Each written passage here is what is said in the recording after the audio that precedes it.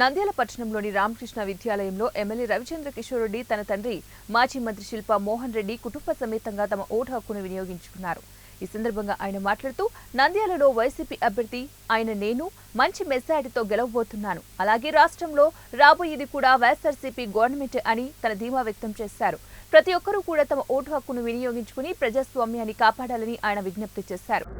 ఈరోజు 2024 స్వాతంత్ర ఎన్నికల సందర్భంగా ఇప్పుడే నా ఓటు హక్కుని వినియోగించుకొని రావడం జరిగింది. ప్రజాస్వామ్యంలో మనందరి బాధ్యతగా మనందరం కూడా వెళ్ళి ఓటు హక్కు వినియోగించుకోవడం తప్పనిసరి. మరి గత 5 సంవత్సరాల్లో చేసినటువంటి సుపరిపాలన, జగన్మోహన్ రెడ్డి గారి మీద ఉన్నటువంటి విశ్వసనీయత ఈరోజు మరొకసారి వైఎస్ఆర్సీపీని ప్రజల మనసుల్లో ఉందని చెప్పడానికి ఈరోజు ప్రజలందరూ కూడా స్వచ్ఛందంగా ఎలక్షన్ బూత్లకి తరలి రావడం చూస్తుంటే చాలా చాలా సంతోషంగా అనిపిస్తుంది. మరి ఒకటే నమ్మకం, జగనన్న చేసినటువంటి సుపరిపాలన ప్రజలకు చేరింది. మరి ప్రజలు ఈరోజు జగనన్నని హక్కును చేర్చుకోబోతున్నారని చెప్పేసి చాలా స్పష్టంగా కనపడుతుంది.